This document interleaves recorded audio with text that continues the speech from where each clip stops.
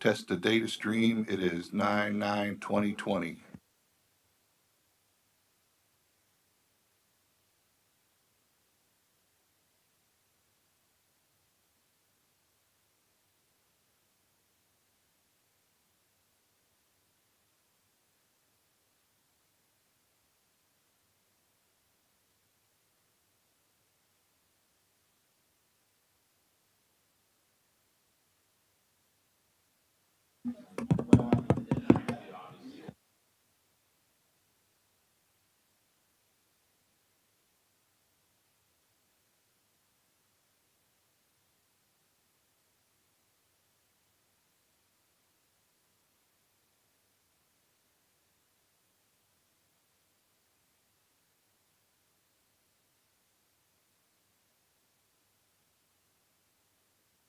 Testing 1 2 1 2.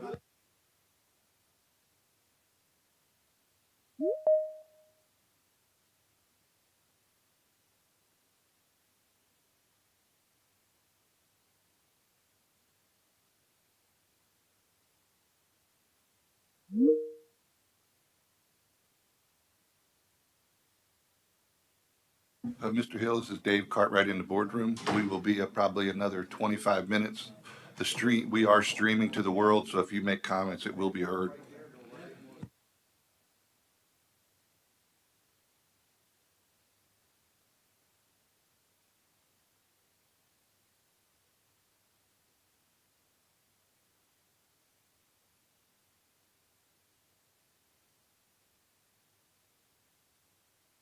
Testing 1 2 1 2 1 2.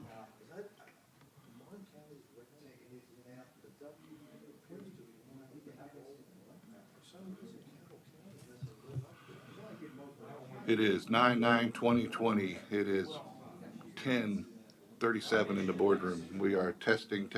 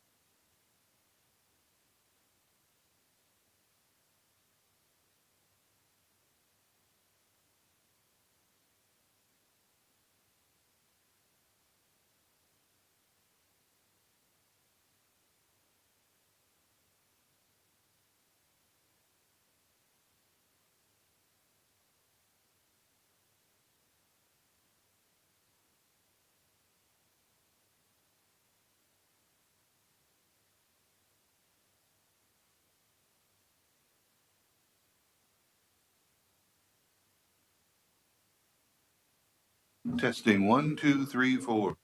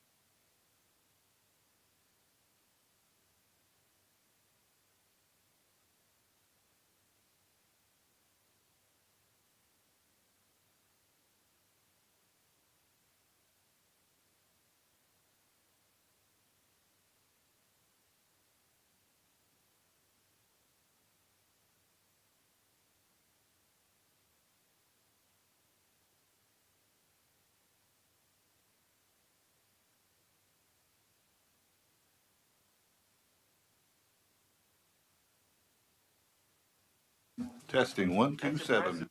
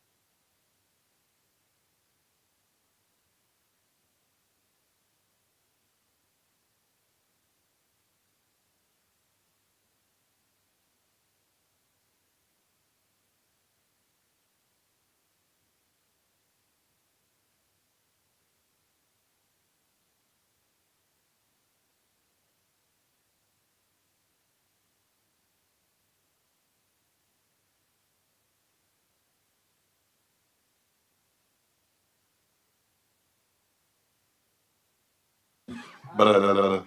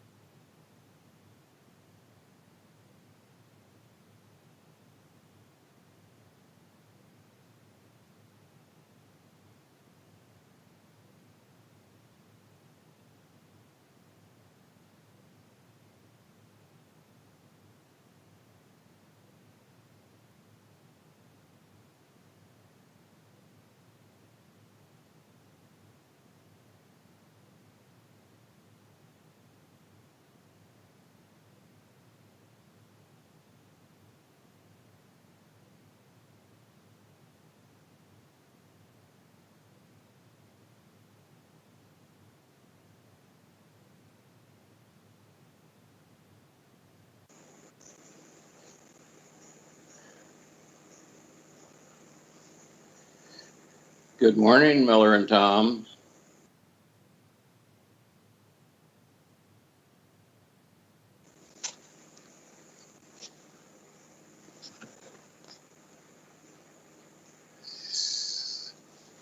Good morning, Jim Wilson. We are currently streaming and we'll be with you in just a second.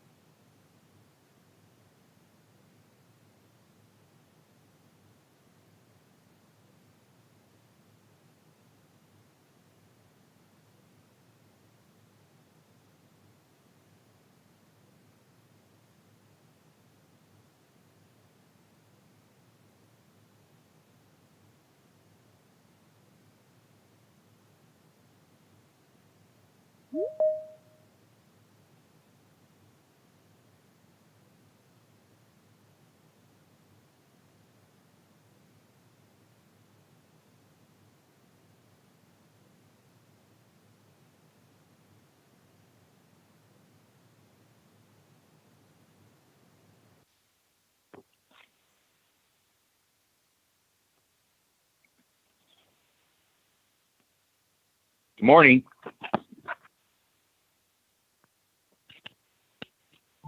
Good morning. How are you? I'm fine. How are you doing today? I'm doing well. Doing well. This is Nancy. Yes. Yes. Oh, okay. Sorry, I didn't recognize your voice for a minute. That's It's so all long right. since I've seen you, talked to you. I know. It has been forever. Hopefully next month I can get back down there. Yeah, me too. I don't know. Take one month at a time. Yes, true. So how's your hubby doing? Okay.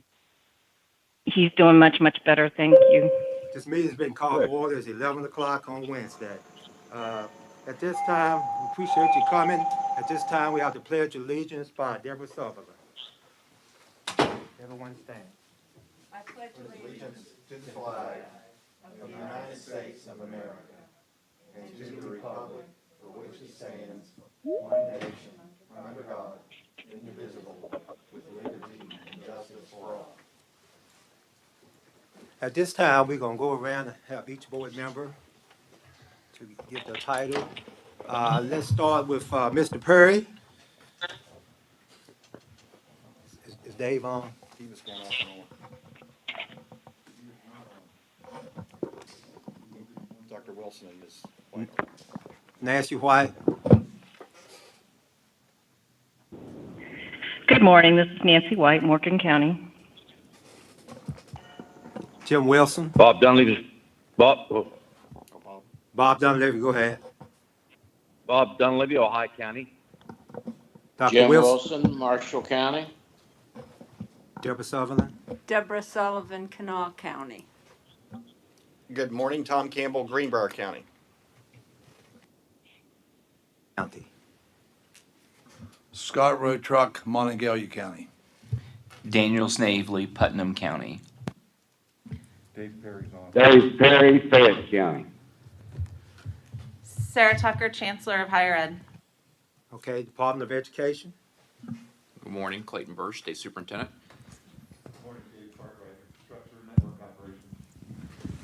Christy Day, Director of Communications. Good morning, Michelle Blatt, Deputy Superintendent. Good morning, Jan Barth, Assistant Superintendent. Good morning, Amy Willard, School Operations Officer. Virginia. Good morning. My name is Virginia Harris. I'm Secretary to the Board. Okay, did we miss anyone? Everybody? Okay. At this time, is there approval of the agenda? Mr. President, I move the approval of the agenda. Is there a second? I'll second. It's been properly moved and second that the agenda be approved. Is there a question on the motion? None heard. It's been properly moved and second that the agenda be approved. All those in favor say aye. Aye. Opposed, no. Ayes have it, motion carries. Item number 3, delegations. We have any delegations with us today, Christy? Yes, good morning, President Hall. We have 2 delegations submitted, one in letter form that you have with you in your packets. It is from David Gladowski, who is the Executive Director of the West Virginia Professional Educators Association. And secondly, in person, we have Mr. Fred Albert, President of AFTWV, who has 3 minutes to present to the board. Okay, before you come up, Fred, again, appreciate you coming. We have 3 minutes and state your name and organization you're with, and mic is yours.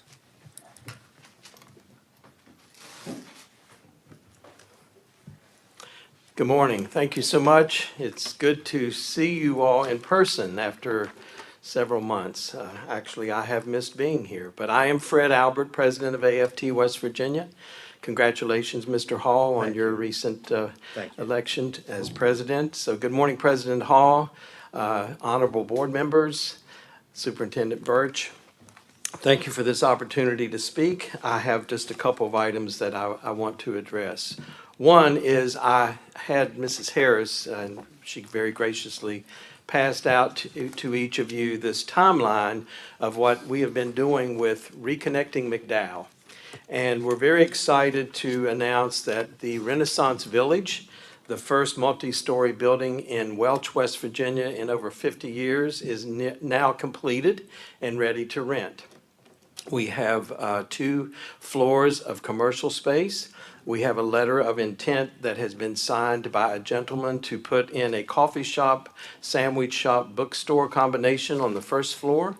And then we have the second floor that we're in the process of renting to commercial spaces. And on the other 2 floors, we have housing available, both 1-bedroom and 2-bedroom apartments. So we're very excited. COVID virus, of course, has turned everything upside down. We had planned to have an open house celebration this summer, and that hasn't been able to happen, but we'll do that at some point in the near future.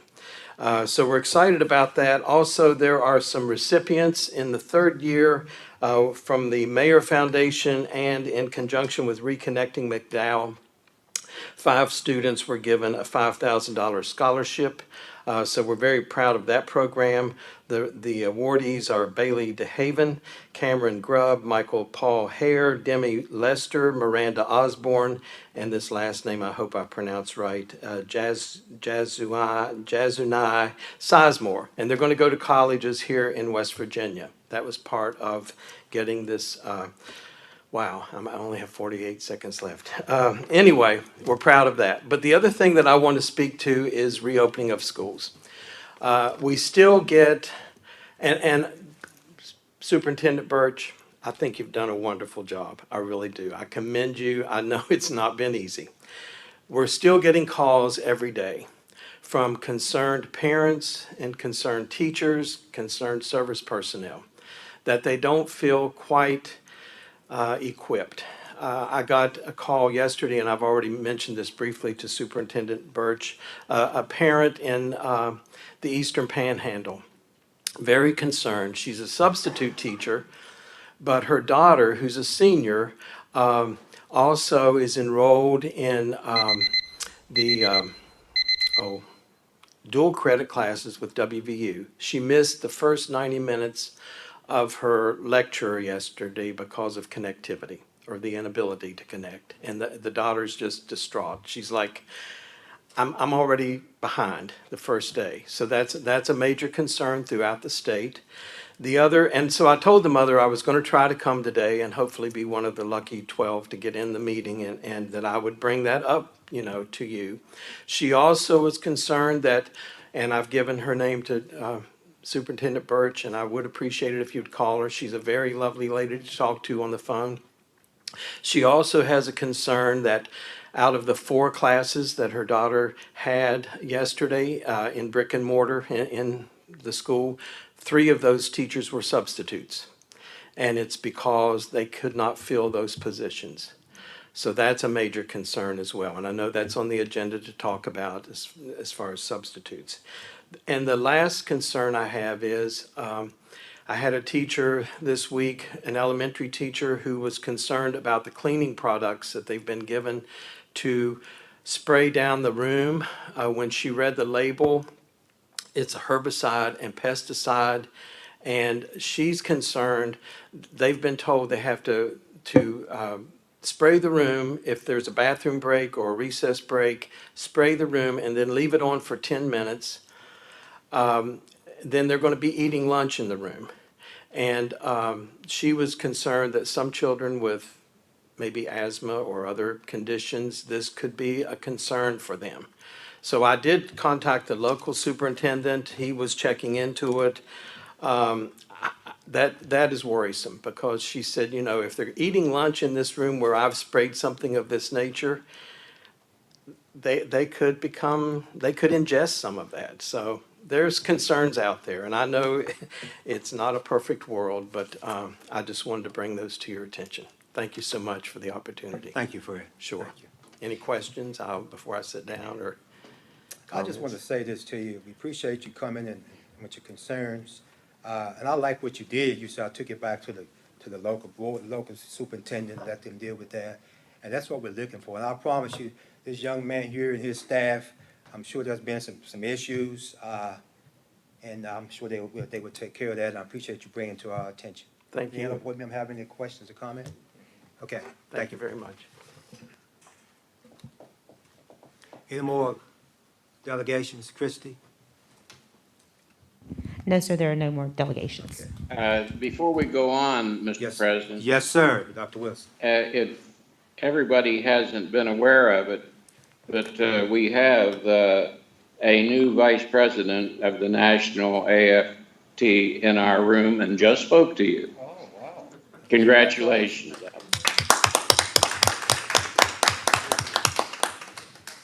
Thank you very much. Fred, sometimes we take pictures, but since it's the social distancing and we follow the rules and the laws, we can't take a picture with you today, but I'm sure when it's all over, we're gonna bring you back to take a picture. How'd that sound? Okay, thank you. All right. Okay, no more, item number 4, recognitions. Do we have any recognitions? President Hall, there are no recognitions today. Okay, thank you. Item number 5, consent agenda. Is there a motion to approve? Mr. President, I would move the approval of the consent agenda, subject to any questions the members might have. Is there a second? I'll second. Okay, properly moved and second that the consent agenda be approved. Is there a question on the motion? Derek? I have a question Yes, ma'am. about a couple of the items on the routine business consent agenda. Okay. Shall I go ahead and? Yes, ma'am. You got the And floor. deal with those? Number 3 has to do with the employment of substitute teachers in areas of critical need and shortage. And I read the attachment very carefully, and I see that all of these counties that are cited, they are citing critical shortages in a number of instructional and administrative areas. 2 of the counties identify shortages in at least 20 areas. So I guess the question for the current school year, how many counties have requested waivers for employment of substitute teachers in areas of critical need and shortage? It seems like there would be more. These are the only counties that have submitted to us at this point. Anytime we get the requests from counties, we process them and put them on the immediate next board agenda. The counties actually have until this particular policy allows, or not rather policy, but statute allows retired teachers to sub more than a certain number of days, and that's more than 140 days. That 140th day doesn't kick in until usually around March, so counties do still have time to get those policies to us without negatively impacting their ability to use those retired teachers. So other than these counties, do we have any other counties that would have requested on it seems to me on the last agenda, we had some counties looking forward to this year. Am I incorrect on that? I do not recall the counties that were Okay. on last month's agenda, but I can certainly look that up during the course of No, this you don't meeting. need to do that. It just seems that it's a recurring problem that we're facing. And so I'm just asking what is being done to alleviate the problem, both in the short term and the long term. This is a situation that we deal with every year with counties. We have done some things in policy to make it easier for counties to attract substitutes, including in the last version of 5202, I believe, we now have an exception where individuals with associate's degrees can apply and become day-to-day substitutes. So we do, as a department, continue to work with counties to find ways that we can look at our own policies to make it easier for counties to attract people who have the qualifications and can stand in some of these situations. It just seems like it's not going to get better. We just don't have the people out there to help us out. In a declining population state, it becomes an issue, absolutely. It's an issue, okay. Well, thank you for looking into that. And the other question I had is about the Lewis County Board of Education, the CEFP amendment. And it's really a point of clarification, Amy, so thank you. We're not approving the need for funding. No, We're just passing it on to the SBA. that is correct. We are just allowing them to include this plan to replace the building envelope as part of their CEFP, and the SBA would determine whether or not this was a project they wanted to fund. And the current CEFPs expire, I think, December 31st? Yes, counties are currently working on their next round of 10-year CEFPs. I believe they are due, later this year. The SBA did revise the timeline. We're starting to see some counties go ahead and submit them for our review. None are quite ready to bring forth to the state board yet, but yes, we'll see those later this fall. And am I correct? It seems like there's a new software package that is assisting the counties and making it much easier for them to input this data. Is that correct? Yes, there's the Dude Solutions. The dudes, yes. Yes. Okay, good. So you at the department get an update. I mean, you can go in and you can see how far along the various counties are in submitting and their, creating their CEFP. Yes. Yeah. We have a staff member who actually goes in and looks at those regularly, and I just emailed some superintendents this morning, asking about some of their documents that aren't in there yet. Okay. So we are actively working with counties on those. Thank you. Appreciate that. Thank you. Any other questions, comments by any other board members? Any questions or concerns? None heard. Tom? Motion's on the floor. Okay, it's on the floor. It's been properly moved and seconded that the consent agenda be approved. All those in favor say aye. Aye. Opposed, say no. Aye. Motion carries. Thank you for those questions. Item number 6, new business. Okay. Amy, we need you, okay.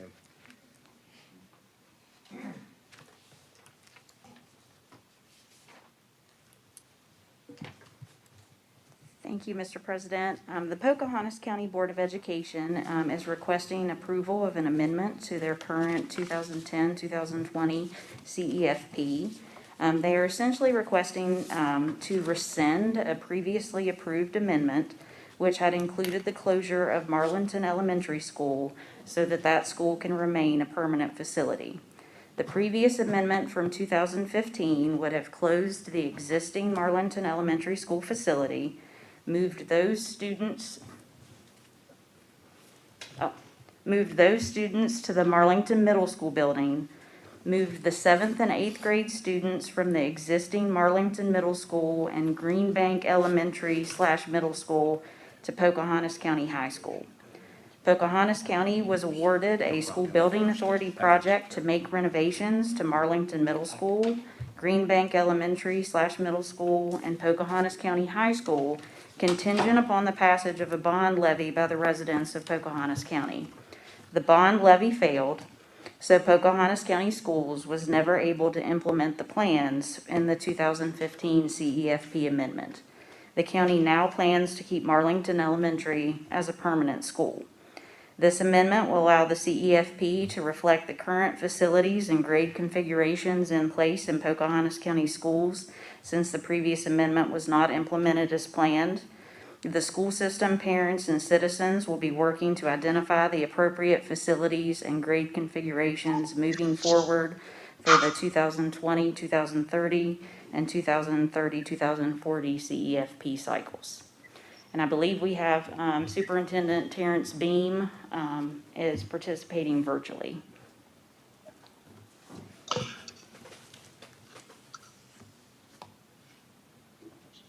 Yes, good morning.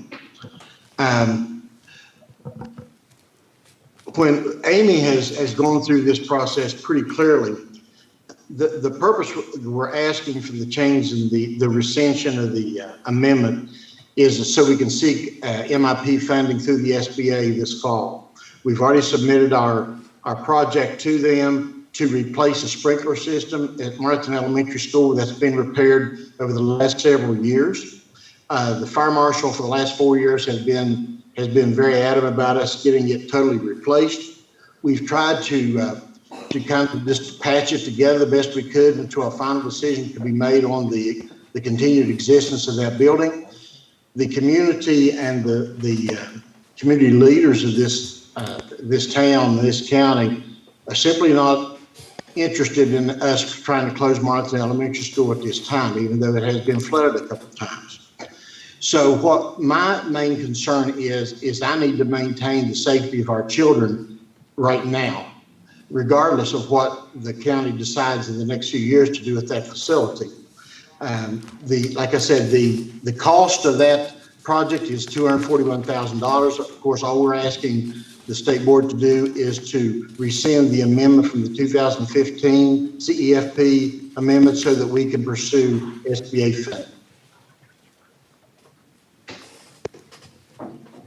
Any board members have any questions? Let me make the motion, get it on the table. Mr. President, I would move that the West Virginia Board of Education rescind its previous action in regards to the Pocahontas County Board of Education CEFP plan. Is there a second? Second. It's been properly moved and second that the amendment be approved. Is there a question on the motion?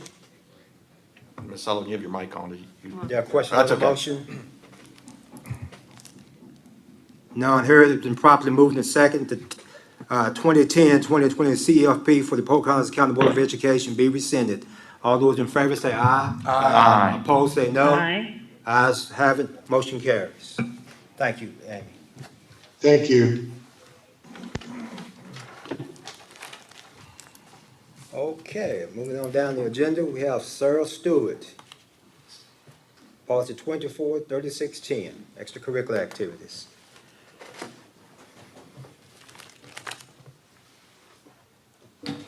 Good morning. Morning. This policy revision pertains to a piece of legislation that was passed this session, specifically House Bill 4925. It mainly affects the WVSSAC, but there is a companion state board policy that pertains to eligibility in extracurricular activities. And the proposed modification of policy simply implements the provisions of the bill that does allow homeschool students to participate in SSAC sanctioned activities under certain conditions, specifically that they comply with other SSAC rules, that they have demonstrated satisfactory academic progress in the preceding year, and that they can that they're enrolled in at least one virtual course each semester and obtain at least a C grade point average or higher in that course. And it is recommended that this policy be put out on public comment for 30 days. I have a question. Okay, Mr. President, I'll put the motion on the floor. Excuse me, struggling with mask here. Mr. President, You have a question here. well, I'll make Okay, motion in second, put it on okay. the floor, and then we'll have discussion. Okay. I move that policy 2436.10 be placed on public comment for 30 days. Okay. Second. Been properly moved and second. That policy 243610 be placed on comment for 30 days. Is there a question on the motion? Yes, good morning. It's good Morning. to see you. As is the case with many of the policies, there's overlap. I got a question. And a lot of this policy is included in another one, and I apologize, I can't think of the number, but the official citation is 127 CSR 2, I believe. And this policy, as it's being changed, I think might be leaving out an important component that would give superintendents and principals and athletic directors more specific direction. This, the addition is talking about homeschool. And in the other policy, it says that students have to be enrolled, they have to be homeschooled for at least 1 year immediately preceding interscholastic athletic participation. They have to be on homeschool, in other words, last year, in order to avail themselves of SSAC activities. So this policy, even though it includes the C and all those other things, and even though it includes a statement that they have to comply with the rules of the SSAC, it doesn't, to me, that year piece is critical. because, and I don't know what the homeschool numbers are now, new, but is there a reason that this policy could not include those other items from the other policy that would affect this one? I think that there is. Series 127 is an SSAC rule, and it is approved by this board.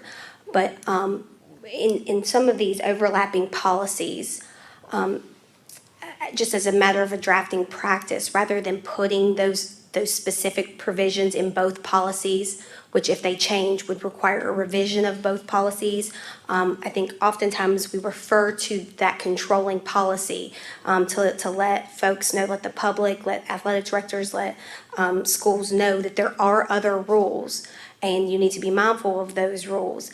But I think that we don't want to have to update this policy every time that policy is updated.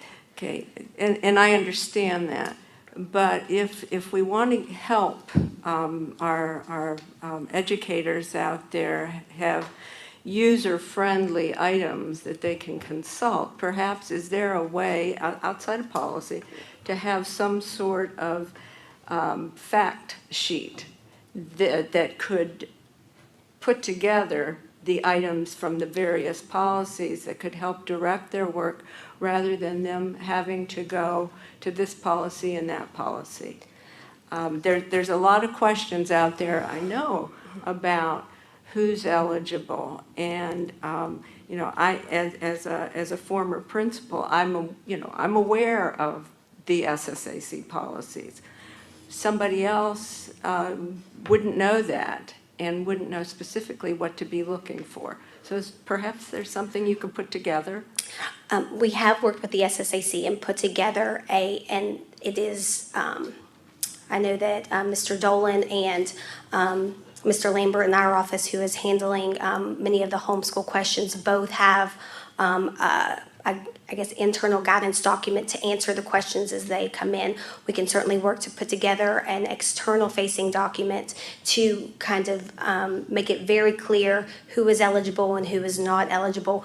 We are mindful that this is an SSAC realm and we want to make sure that we appropriately follow their lead on this, but we will work with them to make a more external facing document that we can make available to the I public. would appreciate it if you could do that. I think that would go a long way to answering a lot of the questions that, and you have enough to deal with, and I know that. But this is one of those ones I think that could be handled simply. Absolutely. Thank you, Sarah. Any other questions, concerns? Board members, speak now, if we ever hold your peace now. I have some questions, sir. Under 3.1.8.8, it talks about policy 2419, it talks about eligibility of special education students. And it talked about satisfactory grades. What is, in terms of a 2-point average, and that's not non-graded, how would it calculate to a 2-point? When it says satisfactory, what does that mean? That has been determined to mean in the statute within the fourth stay non, let's see, that the student's average test results are within or above the fourth stay non in all subject areas. I am not a statistician, but I believe that translates to approximately around the 25th to 27th percentile. Okay. Because when you talk about special ed, help me out, someone. I've been around special ed all my life. I used to sit in on those IEP meetings. Do they have classes as non-graded? Or do you follow the IEPs? That, Mr. Superintendent Burch, help me out. Actually, yes, you're absolutely correct. So there are some children within their IEPs who may not receive a grade that would be calculated into their GPA. And so it is the task of the IEP team or sometimes the special education teacher to determine satisfaction. And I think when they wrote that piece, they were using some type of statewide assessment to assist in that determination. Thank you. I'm glad that's the way it is because everyone wants to participate, and that's great. Another question I had was 3.1.8.9. About the transcript. It talked about the transcript what the county board could say yes to some credits and no to some others credits. I mean, how does, I don't understand. If I have a 2 point, I transfer in from somewhere, out of state or in-state or whatever. I transfer in, I have credits and grades. You accept mine. Tom transfers in, you don't accept his. I don't understand that. With respect to, Help me to understand. and this is, and Superintendent Birch, please feel free to jump in at any time. With with respect to credit transfer, we do have students that transfer into the public school system from a variety of different educational settings. Some come from accredited private schools, some come from homeschool. Right. And so credits do not always transfer equivalently just because we do not know the basis of the education that the student was receiving. So we do our best, and counties do their best to transfer those credits when they can, but there are at times when credits don't transfer. For example, perhaps in a homeschool setting at the 10th grade level, it's very hard to transfer a credit when you don't have when a child perhaps demonstrates a portfolio, or if it's in a grade level that they're not required to submit any evidence of the education that they've received that year. Okay, I understand what you're saying, but I guess what throws me off is the point, is that if the county school system accepted transfer of credits and grades earned in non-public setting, okay, they shall be determined eligibility. If the county school system does not accept the grades earned, it doesn't say whether it's, I mean, if Tom comes in, he has a 2 point average, I got one, why can't he play? Why can't you accept his 2 point, his grades? Help me out now. All right. So if the question becomes, did you and Tom come from the same category? So let's assume that you two came both from Charleston Catholic. Yeah, I can use Charleston Catholic. Came from a private school. Mm-hmm. There should be a consistency in transferring those grades from the private school. Okay. But if you came from a private school and perhaps Tom came from a home school, that county has to determine through Tom's portfolio, did everything he do in homeschool equate to the credits? And this is where I think Joey Wiseman's not in here. This is where Joey Wiseman in the office downstairs, they spend a great deal of time working with counties to assist them with how to tackle that, because there is a burden on the counties to really dig in and try to accept really as many credits to keep that child not only eligibility, but on track for graduation also. Okay, very good, very good. I have another question.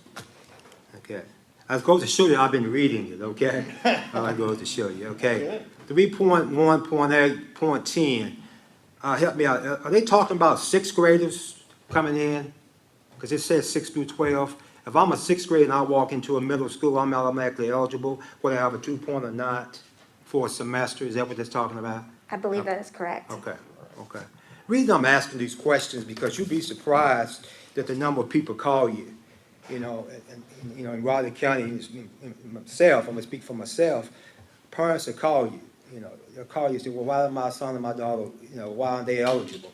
So I like to stay on top of this, so that's why I'm asking the questions, not to belabor anything, and I appreciate you answering my questions. Absolutely. Eligibility is a very hot topic, and Yes, it is. a lot of the time in the SSAC, we do have a policy, and many of those questions are answered by the rules of the SSAC, but we do our best to work with families and schools to make sure kids can participate if they desire. Thank you. You need. Absolutely. So this actually ties back to even Ms. Sullivan's request. Eligibility can become very difficult, especially when you have individuals moving in and out of the public school system, not knowing the rules, not knowing sure when they make those decisions. A lot of families make those decisions looking forward to potentially coming back or whatnot. So having a document that's external, that's easy to understand, actually becomes very, very important. Any other questions? Thank you, young lady. Appreciate that.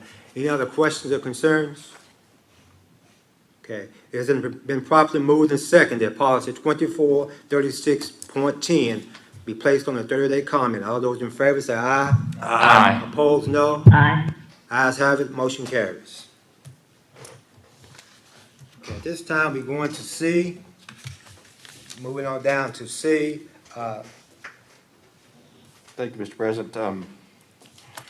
I would move that we move into executive session as provided in West Virginia Code 69A4B2A, personnel exception.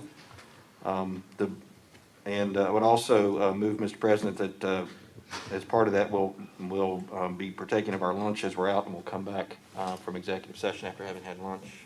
Okay. Does that work? That'll work. And that's my motion. Is there a second? Second. Been properly moved and second, that we enter into executive session. Is there a question on the motion? None heard. It's been properly moved and second that we enter into executive session. All those in favor say aye. Aye. Opposed, no. Ayes have it. Motion carries. We'll now enter into executive session.